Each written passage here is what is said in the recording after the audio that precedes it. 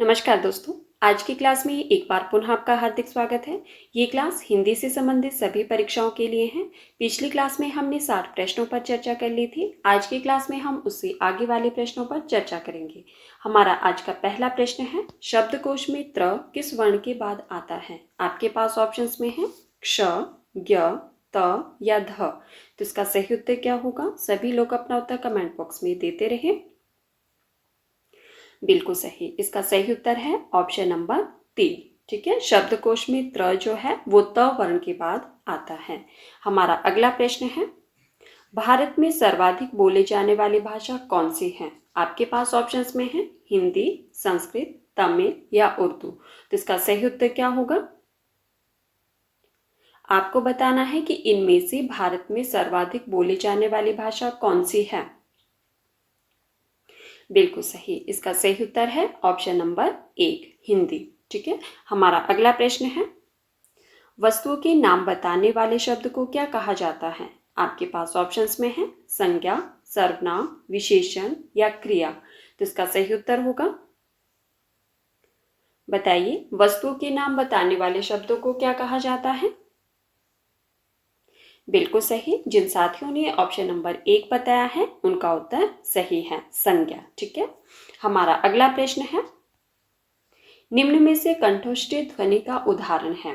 आपके पास ऑप्शंस में है क, त, ए, औ। तो इसका सही उत्तर होगा, बताइए, इनमें से कंठोष्ठी ध्वनि का उदाहरण कौन सा है?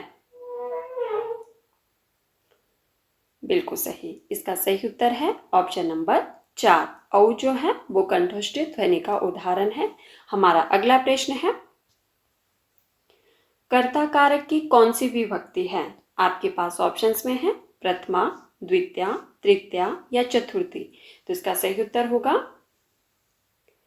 बताइए, कर्ता कारक की कौन सी विभक्ति है?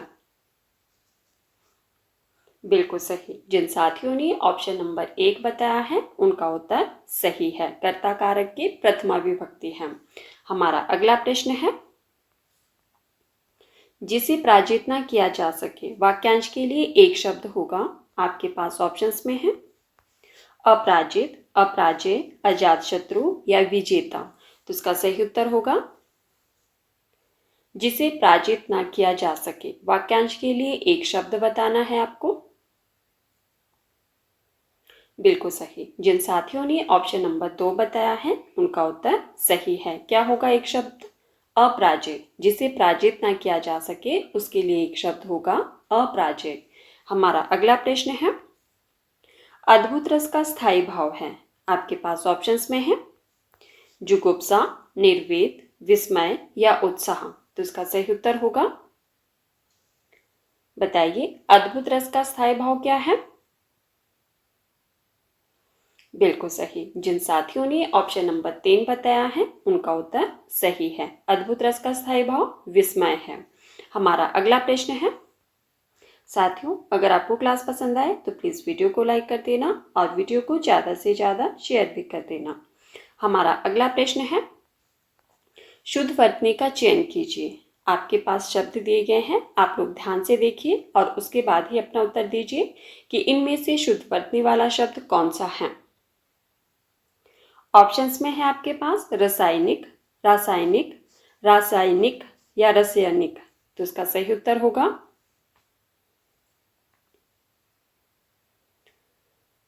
बिल्कुल सही। जिन साथियों ने ऑप्शन नंबर 2 बताया है उनका उत्तर सही है। ठीक है, और जिन्होंने ऑप्शन नंबर 1 बताया है उनका उत्तर गलत है। रासायनिक शब्द होता है शुद्ध, रासायनिक नहीं। ठीक है, तो हमारा सही उत्तर क्या है? Option number 2। हमारा अगला प्रश्न है, निम्न में से अक्ष का पर्यायवाची है?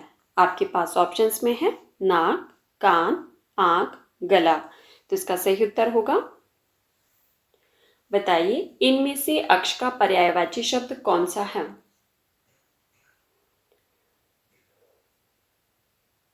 बिल्कुल सही। जिन साथियों ने ऑप्शन नंबर 3 बताया है उनका उत्तर सही है, अक्ष का पर्यायवाची है आंख। हमारा अगला प्रश्न है,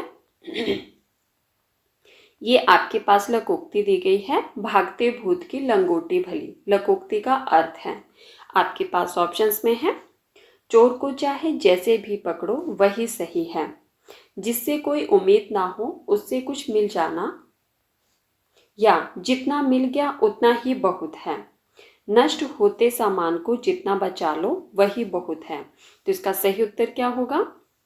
भागते भूत की लंगोटी भली। लकोक्ति का अर्थ बताना है आपको, तो बताइए इनमें से सही अर्थ क्या होगा? बिल्कुल सही। जिन साथियों ने ऑप्शन नंबर 2 बताया है उनका उत्तर सही है, जिससे कोई उम्मीद ना हो उससे कुछ मिल जाना ही बेहतर है। ठीक है, हमारा अगला प्रश्न है, उत्कर्ष शब्द में कौन सा उपसर्ग प्रयुक्त है? आपके पास उत्कर्ष शब्द दिया गया है और आपको बताना है कि इस शब्द में कौन सा उपसर्ग लगा है। आपके पास ऑप्शंस में है उद, उत, अधि या अति। तो इसका सही उत्तर होगा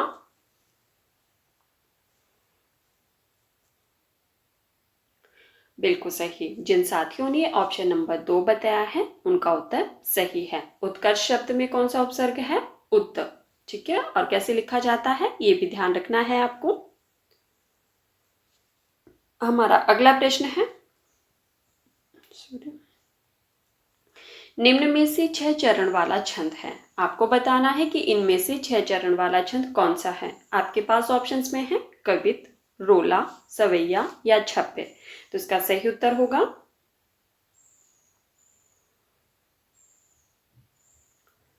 बिल्कुल सही। इसका सही उत्तर है ऑप्शन नंबर 4। जिन साथियों ने ऑप्शन नंबर 4 बताया है उनका उत्तर सही है। ठीक है, छप्पे में कितने चरण होते हैं? 6 चरण। हमारा अगला प्रश्न है, निराशा शब्द का सही संधि विच्छेद होगा। आपके पास ऑप्शंस हैं, आप लोग ध्यान से देखिए। निराशा शब्द का सही संधि विच्छेद क्या होगा?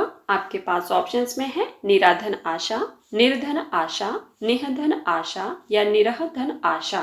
तो इसका सही उत्तर क्या होगा?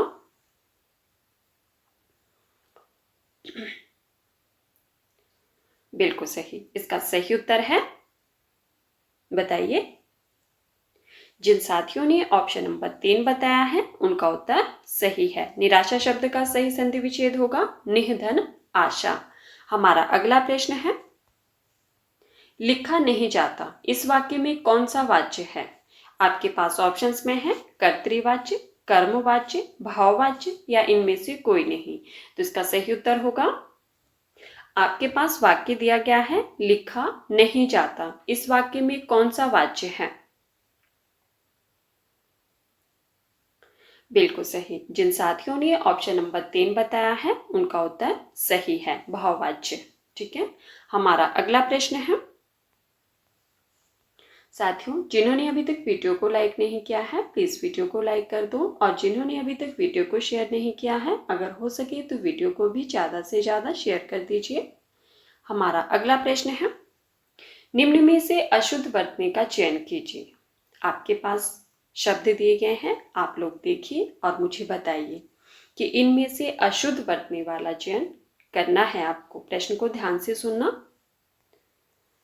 बताइए इसका सही उत्तर क्या होगा?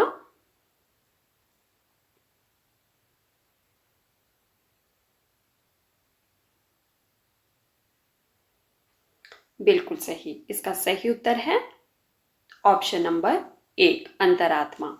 ठीक है, ये अशुद्ध बरतनी है, इसमें बाकी सही लिखा गया है। हमारा अगला प्रश्न है, रजिस्ट्रेशन का हिंदी रूपांतरण है। आपके पास ऑप्शंस में है पंजीकृत, पंजीकरण, पंजीकृत, पंजीकरण या इनमें से कोई नहीं। तो इसका सही उत्तर होगा, बताइए रजिस्ट्रेशन का हिंदी रूपांतरण क्या होगा? बिल्कुल सही। जिन साथियों ने ऑप्शन नंबर 3 बताया है उनका उत्तर सही है। रजिस्ट्रेशन का हिंदी रूपांतरण है पंजीकरण। हमारा अगला प्रश्न है, अग्रज का विलोम शब्द है। आपके पास ऑप्शंस में है बड़ा, अनुज, विग्रज या मंझला। तो इसका सही उत्तर होगा, अग्रज का विलोम शब्द बताना है आपको। बिल्कुल सही। जिन साथियों ने ऑप्शन नंबर 2 बताया है उनका उत्तर सही है। अग्रज का विलोम शब्द होगा अनुज। हमारा अगला प्रश्न है, निम्न में से अंग का अनेकार्थिक शब्द नहीं है। आपके पास ऑप्शंस में है शरीर, टुकड़ा, भाग्य, अवयव। तो इसका सही उत्तर होगा, आपको बताना है कि इनमें से अंग का अनेकार्थक शब्द कौन सा नहीं है, उसका चयन करना है आपको।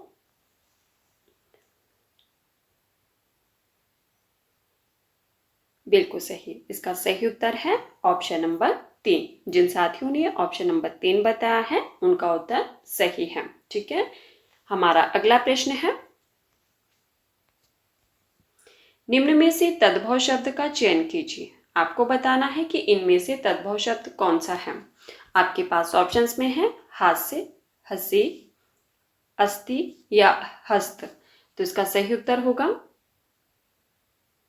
तद्भव शब्द का चयन करना है और आपके पास ऑप्शंस में है हास्य, हंसी, अस्थि, हस्त। तो इसका सही उत्तर होगा,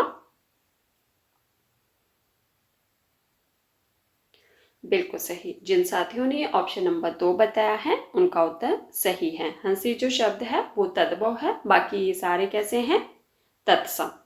हमारा अगला प्रश्न है, भोलाराम पद में विशेष्य शब्द भोलाराम पद में विशेष्य पहचानिए। आपके पास ऑप्शंस में है भोला, राम, दोनों या इनमें से कोई नहीं। तो इसका सही उत्तर होगा, भोलाराम पद में विशेष्य पहचानना है आपको। तो बताइए इसका सही उत्तर क्या होगा।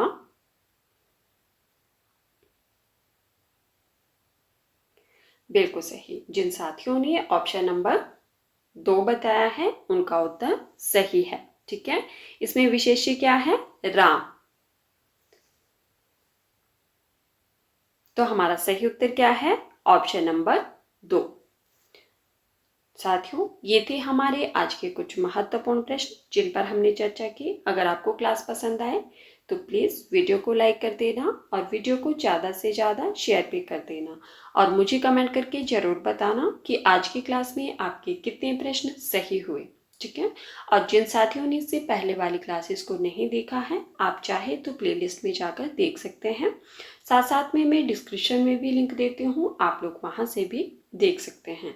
और मुझे कमेंट करके ज़रूर बताना कि आज की क्लास में आपके कितने प्रश्न सही हुए और आप किस परीक्षा की तैयारी कर रहे हो। ठीक है, धन्यवाद। मिलते हैं अगली क्लास में।